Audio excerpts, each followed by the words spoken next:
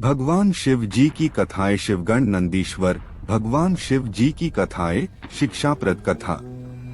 पूर्व काल में शिलाद नामक एक धर्मात्मा मुनि ने अपने पितरों के आदेश से मृत्युहीन एवं अयोनिज पुत्र की कामना से भगवान शिव की कठोर तपस्या की।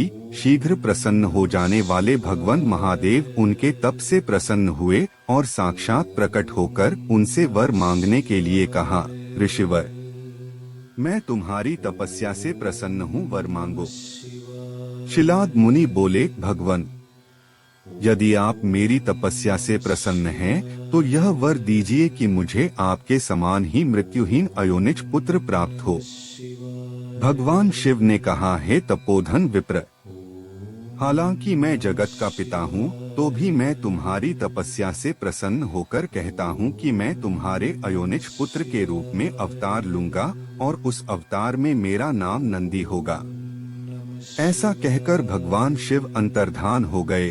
कुछ समय बाद यज्ञवेत्ताओं में श्रेष्ठ शिलाद मुनि यज्ञ करने के लिए यज्ञ क्षेत्र जोत रहे थे कि उसी समय उनके श्वेत बिंदु पसीने की बूंद से एक पुत्र उत्पन्न हुआ। वह बालक सूर्य के समान प्रभाशाली, त्रिनेत्र, जटा, मुकुटधारी, त्रिशूल आदि से युक्त तथा चतुर्भुज रुद्र के रूप में मुनि दिखाई दिया। उसे देखते ही शिलाद मुनि को बड़ी प्रसन्नता हुई। वे बालक को अपनी कुटिया में ले गए, जहां जाकर बालक ने साधारण मनुष्य का रूप धारण कर लिया। मुनि बड़े ही प्यार से उसका पालन पोषण करने लगे।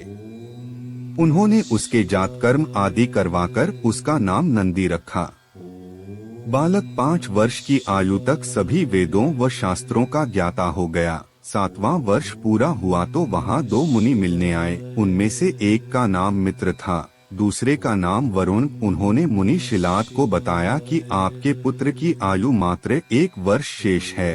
यह जानकर मुनि शिलाद चिंतित हो उठे। नंदी ने उन्हें ढाढ़स बंधाया। उसने आत्मविश्वास पूर्वक अपने पिता से कहा, पिताश्री, आप चिंतित न हो, यमराज मेरा कुछ नहीं बिगाड़ पाएगा।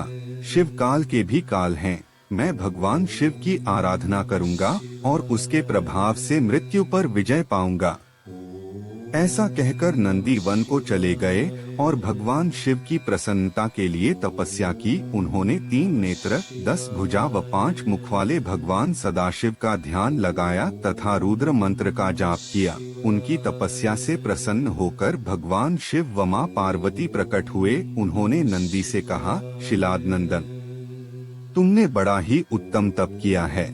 मैं तुम्हारी इस तपस्या से परम संतुष्ट हूँ। तुम्हारे मन में जो अभीष्ट हो मांग लो। नंदी भाव विभोर होकर उनके चरणों में लेट गए। तब शिव ने उन्हें उठाया और बोले, वत्स, उन दोनों विप्रों को मैंने ही भेजा था। तुम्हें भला मृत्यु का भय कहाँ? तुम तो मेरे ही समान हो। तुम अजरमर, दुख रहित व अक्षय होकर मेरे गणनायक बनोगे। तुम में मेरे ही समान बल होगा। तुम सदा मेरे पार्श्व भाग में स्थित रहोगे। मेरी कृपा से जन्म, जरा और मृत्यु जैसे विकार तुम्हारे शरीर का संस्पर्श भी न कर पाएंगे। ऐसा कहकर दयालु भगवान शिव ने अपने गले की कमल माला उतारकर नंदी के गले में डाल दी। उस माला के पड़ते ही नंदी 3 नेत्रों व 10 भुजाओं वाले हो गए। फिर भगवान शिव ने अपने गणाध्यक्ष के पद पर उनका अभिषेक किया। नंदी शिवगणों में सर्वश्रेष्ठ हो गए।